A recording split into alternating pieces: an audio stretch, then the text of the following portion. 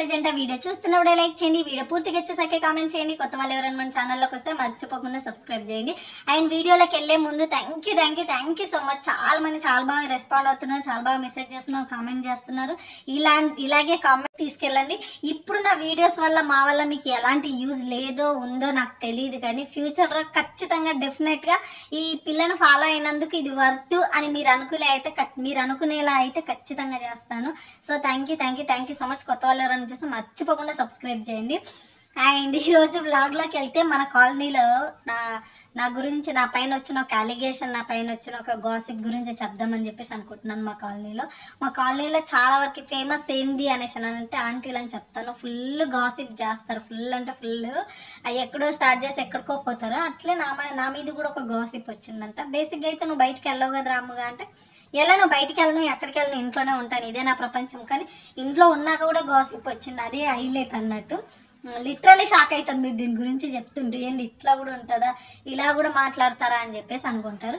అయితే మా కాలనీలో ఒక అజ్జి ఉంటుంది, అట్లా లాస్ట్లో ఉంటుంది. ఈసారి ఎప్పుడన్నా ఆమె గురించి వీడియో తీసి చూపిస్తా, వెనకాల నుండి ముందు నుంచో వీడియో తీసి చూపిస్తా. అయితే ఆ అజ్జి ఏం క్రియేట్ చేస్తుందంటే, నేనంట నేను ఏదో షాప్కి ఇక్కడ మిల్క్కి మొన్న ఒకరోజు షాప్కి వెళ్ళేసి వస్తుంటే ఆ అజ్జి ఇంకొక అజ్జితో చెప్తుంది. అజ్జి అంటే ముస్లామే, ఇక్కడ అజ్జి అంటారు. సో ముస్లామే అన్నట్టు. ఆ ముస్లామే ఇంకొక ముస్లాంతో చెప్తుంది. ఏం చెప్తుంటే, ఈ పిల్ల మొన్న ఎవరితోనో బైక్ మీద పోయింది నైట్లల్లా అని చెప్పేసి అని అన్నది. అన్నాక అవునా అని చెప్పేసి అనుకొని ఇది సర్క్యులేట్ అవుతుంది. ఇది ఇట్లా సర్క్యులేట్ అయ్యి మళ్ళీ మా బిల్డింగ్లో ఉండే వాళ్ళకి చెప్పిందంట. మళ్ళీ ఏదో ఒక రోజు మళ్ళీ ఈ టాపిక్ వస్తే చెప్పి ఏం చెప్పిందంట, ఈ పిల్ల ఎవరితోనో బైక్ మీద ఎవరు కూడా కాదు, ఎవడితోనో బైక్ మీద పోతుంది అని చెప్పిందంట. చెప్తే ఆ పిల్ల ఎట్లా పోతుంది, మా బిల్డింగ్లోనే ఆ పిల్ల ఉండేది, బయటకు కూడా వెళ్ళదు, ఆ పిల్ల మొగుడు బయటకు కూడా పంపియడు అని చెప్పేసి అని అన్నారంట. మొగుడేడున్నాడు, మొగుడు లేడు, ఎవడో బండి మీద పోతున్నా ఇట్లలా అనేసి క్రియేట్ చేస్తుందంట. అందరికీ బుర్రపాడైపోయింది. చాలాసేపు నాకు కూడా బుర్రపాడైపోయింది. నేను ఎవరి బైక్ మీద పోయినబ్బా, నాకు వచ్చి చెప్తుంది నేను ఎవరి బైక్ మీద పోయినా, దట్టు నైట్ టైంలో నేను ఎక్కడ పోయినా అని ఫుల్ ఒక క్వశ్చన్ డైనమాలోకి వెళ్ళిపోయినాం. చాలాసేపు సస్పెన్స్ తర్వాత తెలిసింది ఏంటంటే, ఆమె చెప్తుందంట బక్కగున్నాడు ఆ పిల్లగాడు, నల్లగున్నాడు బక్కగున్నాడు, ఇట్లనే చెప్తుంది బాడీ లాంగ్వేజ్ బట్టి. నల్లగున్నాడు బక్క ఉన్నాడు ఆ పిల్లగాడు నెంబర్ బైక్ మీద పట్టుకొని పోయింది అని చెప్పిందంట. ఇది నేను నవ్వల్లో ఏడువల్లో నాకు అర్థం కాలేదు. ఇంకా చాలాసేపు తర్వాత ఇంకా వాళ్ళు ఉండేసి ఆ పిల్ల మొగుడు, ఆ పిల్లకి పెళ్ళైంది ఆల్రెడీ, మా దగ్గరనే ఉంటుంది అని చెప్పేసి చెప్పిందంట. సరే తెలియనప్పుడు ఏదో గాసిప్ క్రియేట్ చేసింది ఒకవేళ కదా, అట్లా చెప్తా. ఆ పిల్లకి పెళ్ళేడైంది, నా కళ్ళ ముందట పుట్టి పెరిగింది ఆ పిల్లకి పెళ్లి కాలేదు, ఏం కాలేదు, ఎవడో ఏమప్పవాడు అనేసి అంటదంట. నేనంటే ఈమె కళ్ళ ముందట పుట్టి పెరిగిందంట, ఈమె చెప్పేదే అబద్ధం, మళ్ళీ ఇంకెంత కాన్ఫిడెంట్గా చెప్తుందంటే నా కళ్ళ ముందట పుట్టి పెరిగింది అని అంటదంట. బిల్డింగ్లో అందరూ చెప్తుంది, లేదా పిల్లకి పెళ్ళయిందా, ఆ పిల్ల మొగుడు అంటే నమ్మదంటే. ఇంకా ఆమె ఏది చెప్తుందో అదేమే మనం నమ్మాలి, మనం చెప్పేది ఆమె నమ్మదు. ఇంకా ఆమె మైండ్లో మెంటల్గా ఫిక్స్ అయిపోయింది పిల్లకి పెళ్లి కాలేదు, ఏం కాలేదని. నేను ఆ బైక్ మీద వెళ్ళింది ఎవరితో, మహితో వెళ్ళిన దానికి ఆమె అంత స్క్రిప్ట్ అల్లిందంట. ఇంకా వచ్చే వాళ్ళకు పోయే వాళ్ళకు వేరే పని ఉండదు. ఇక ఏదో ఒక గాసిప్ క్రియేట్ చేసి చెప్పుడు.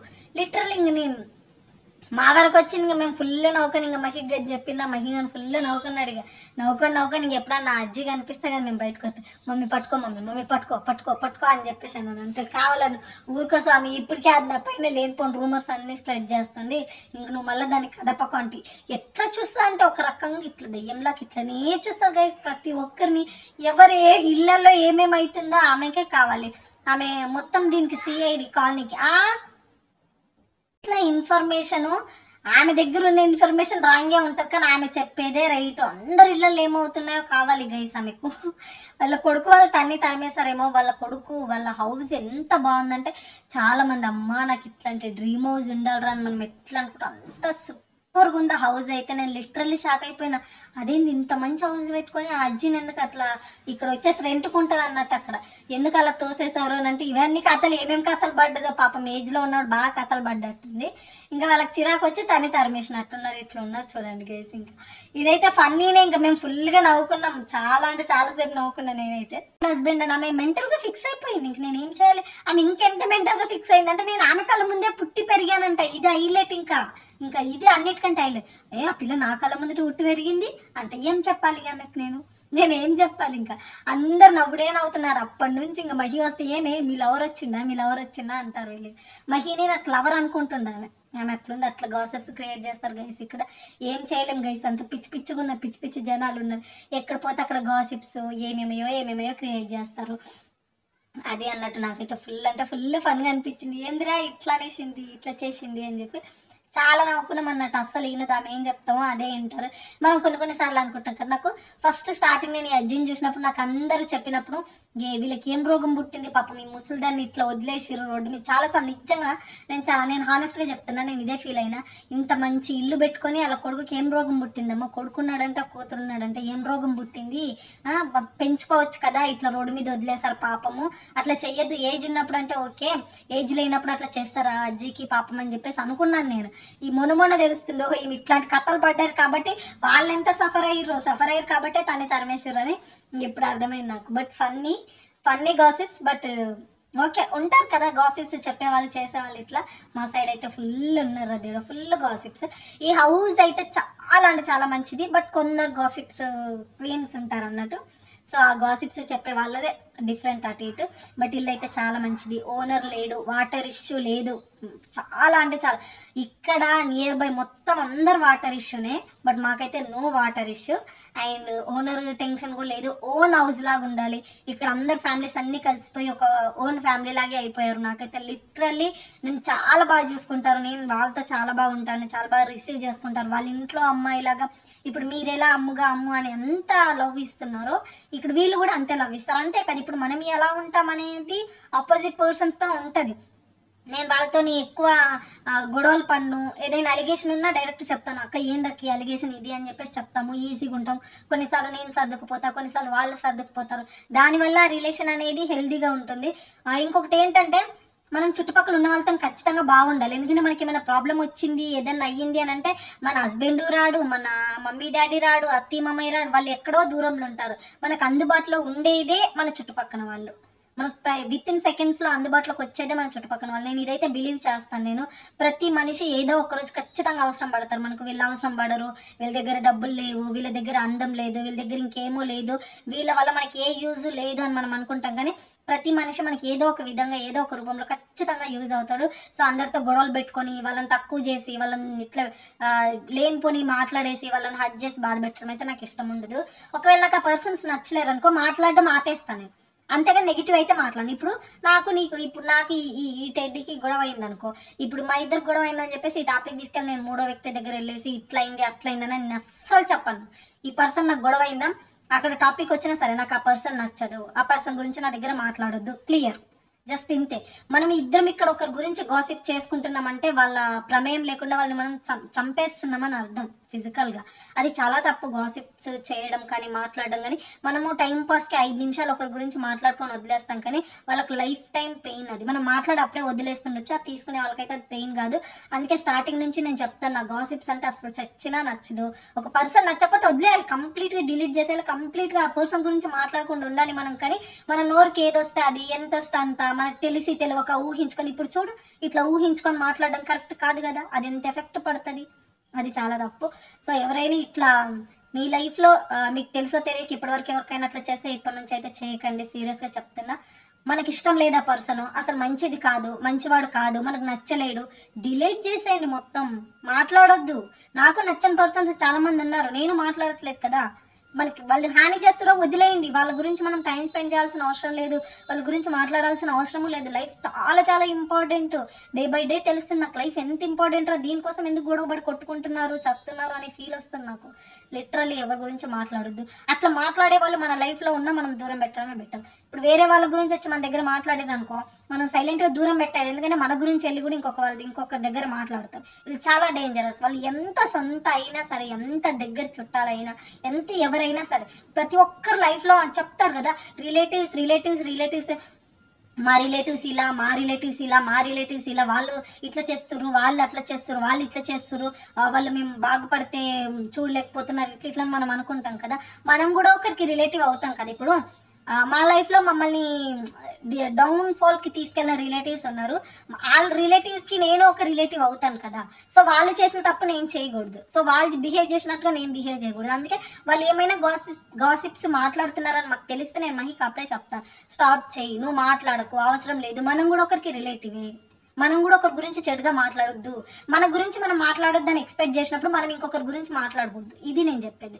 నాకు ఎవరితోనైనా ప్రాబ్లం వస్తే నేను అసలు వాళ్ళ జోలికి కూడా వెళ్ళి వాళ్ళతో మాటలు కూడా ఆడను, నేను అస్సలు ఆడను. నేను అది నాకు సంబంధించి అంతే. ఇప్పుడు ఈ పర్సన్ నాకు నచ్చలేదు కాబట్టి ఈ పర్సన్ రాంగ్, ఈ పర్సన్లో ఇన్ని తప్పులు ఉన్నాయి, ఇన్ని మైనస్లు అని వెతికి అయితే నేను చూపించాను వీళ్ళు ఇది అని అయితే నేను ఒక్కొక్క పర్సన్కి గుచ్చి నేనైతే చెప్పను. అది నా మెంటాలిటీ కాదు. ఎవరు అలా చేయకూడదు. మన లైఫ్, మన డేస్ మోస్ట్ ఇంపార్టెంట్ అనేది. లైఫ్ అనేది చాలా ఇంపార్టెంట్. ఎవ్రీ డే ఇంపార్టెంటే. టుమారో అనేది మనకు ఉందో లేదో తెలియదు. ఎస్టర్డే మనకు అవసరం లేదు. ప్రజెంట్ మనకి ఇంపార్టెంట్ కాబట్టి ఈ డే మొత్తం మనకి ఏది అవసరమో, మనకి ఏది యూజ్ అవుతుందో దాని గురించి ఆలోచించుకుంటూ దాని గురించే లైఫ్ ముందుకు తీసుకెళ్తే చాలా బెటరు. అండ్ మనం కూడా ఇలాగే వెళ్దాము. కొద్దిగా అవేర్నెస్ వీడియోస్ చేసుకుందాము. అండ్ ఫుడ్ వీడియోస్ చేయమని చెప్పారు కదా, కొంచెం ట్రైపాడ్ ప్రాబ్లం ఉంది. అయినా సరే ఫుడ్ వీడియోస్ కూడా చేస్తాను. మీరు ఇలాగే సపోర్ట్ చేస్తే మార్నింగ్ టైంలో వ్లాగ్, ఈవినింగ్ టైంలో ఏదో ఒక రెసిపీ ఖచ్చితంగా నాకు పాసిబుల్ అయినట్టుగా ఏదో ఒక రెసిపీ, ఈవినింగ్ టైంలో రెసిపీ అండ్ మార్నింగ్ టైంలో డైలీ వ్లాగ్ ఏదో ఒకటి పోస్ట్ చేస్తాను. 2 పోస్ట్ చేస్తాను. ఇలాగే మీరు సపోర్ట్ చేస్తే లైక్ చేయండి, కామెంట్ చేయండి, సపోర్ట్ చేయండి. నేను కూడా ఖచ్చితంగా మంచి ఫుడ్ వీడియోస్ చేస్తాను. ఎవరికైతే కుకింగ్ వీడియోస్ కావాలో వాళ్ళు చూసుకోవచ్చు, ఎవరికైతే డైలీ వ్లాగ్స్ కావాలో అవి చూసుకోవచ్చు. 2 నచ్చిన వాళ్ళకి ఇవి 2 చూసుకోవచ్చు. సో నేను మీకోసం కష్టపడి వీడియోస్ చేస్తాను. దానికి ఫలితంగా మీరు ఒక చిన్న లైక్, ఒక చిన్న కామెంట్ ఇవ్వండి. And thank you so much, love you. ఇప్పుడు మా వీడియోస్ వల్ల మీకు యూజ్ ఉందో లేదో నాకు తెలియదు, కానీ ప్రామిస్గా చెప్తున్నా ఏదో ఒకరోజు ఈ పిల్లని ఫాలో అయినందుకు వర్త్ అని మీరు మీ మనస్సాక్షిగా అనుకునేలా మన వీడియోస్ తీసుకెళ్లే బాధ్యత అయితే నాదే. And thank you so much. And love story vlog అని ఒక సిస్టర్ కంటిన్యూస్లీ కామెంట్ పెడుతుంది. మళ్ళీ చెప్తున్నా సిస్టర్, నేను లవ్ స్టోరీ వ్లాగ్ పోస్ట్ చేస్తాను. నాకు ఏం ప్రాబ్లం లేదు. ఇంతకు ముందే ప్రామిస్గా సంక్రాంతి రోజు మేము షూట్ చేసినాం. అది ఎమోజీ అనేది సరిగ్గా రాకపోవడం వల్ల అదంతా కష్టపడి చేసిందంతా వేస్ట్ అయిపోయింది. ఈసారి మా ఆయన ఇంటి దగ్గర అస్సలు ఉండట్లేదు. ఎప్పుడో నైట్ వస్తున్నాడు, మార్నింగ్ వెళ్ళిపోతున్నాడు. ఆయన అస్సలు కనబడట్లేదు, ఉండట్లేదు. ఆయన ఏ రోజైతే ఇంటి దగ్గర ఉంటాడో ఆ రోజే ఆ వీడియో షూట్ చేసి నైట్ అంతా మెలకు ఉండైనా సరే ఆ వ్లాగ్ ఎడిట్ చేసి నెక్స్ట్ డే మార్నింగ్ వరకు నేను పంపిస్తాను. ఏం ప్రాబ్లం లేదు. బట్ ఆయన అయితే అస్సలు ఇంటి దగ్గర ఉండట్లేదు. ఇప్పుడు మాకు కమిట్మెంట్స్ ఎక్కువ అయిపోయినాయి. రెంట్ అయ్యి ఉండొచ్చు, కరెంట్ బిల్ అయి ఉండొచ్చు, లోన్ అయ్యి ఉండొచ్చు. అండ్ ఆర్డర్స్ కూడా చాలా తక్కువ ఉండడం వల్ల అప్పుడు ఒక 10 అవర్స్ చేస్తే సరిపోయేది. ఇప్పుడు 13 అవర్స్ ఆయన డ్యూటీలోనే ఉంటున్నాడు. మార్నింగ్ 6కి లేచి వెళ్ళిపోతాడు, 8కి వస్తాడు, ఒక 10 మినిట్స్ తింటాడు, మళ్ళీ వెళ్ళిపోతాడు. మళ్ళీ ఎప్పుడు వస్తాడు? ఆఫ్టర్నూన్ 1కి వస్తాడు. మళ్ళీ 2 లోపు ఫ్రెష్ అయ్యి స్నానం చేసి తినేసి 2కి వెళ్ళిపోతాడు. మళ్ళీ నైట్ 11, 12 ఆ టైంలో వస్తాడు, తింటాడు, పడుకుంటాడు, మళ్ళీ రిపీట్. ఇదే అవుతుంది. తను నాతో టైం స్పెండ్ చేయడం కూడా చాలా తక్కువ అవుతుంది. ఇంకా వ్లాగ్స్ షూట్ చేయడం అంటే ఇంకా అది అవ్వని పని. ఏ రోజు తీసుకుంటాడో నాకు తెలియదు. సీరియస్లీ నాకు ఎంతో పెయిన్ ఉంది. ఒక్కరోజు కూడా లీవ్ తీసుకోలేడు. లీవ్ తీసుకుంటే మళ్ళీ ఆ రోజు డబ్బులు కట్ అవుతాయి కదా. ఇప్పుడు మోస్ట్ ఇంపార్టెంట్ డబ్బులు మాకు చాలా అంటే చాలా ఇంపార్టెంట్. మేము తొందరగా లోన్ ముగించేసుకున్నాం అనేసి అనుకుంటున్నాం. సో దానికోసం అనేసే చాలా కష్టపడుతున్నాడు ఆయన. అస్సలు లీవ్ లేకుండా కష్టపడుతున్నాడు. సో దానికోసం నేను ఎంతో కొంత ఇది చేస్తే అట్లీస్ట్ చిన్న హెల్ప్ అయినా అవుతుందేమో తనకని చెప్పేసి ట్రై చేస్తున్నా. బయటికి వెళ్ళే ఆప్షన్ అయితే లేదు. ఆయన ఎంత కష్టమైనా పడతాడంట తప్పితే నన్ను డ్యూటీకి పంపించే ఆప్షనే లేదంట, ఆలోచనే ఆయనకు లేదంట.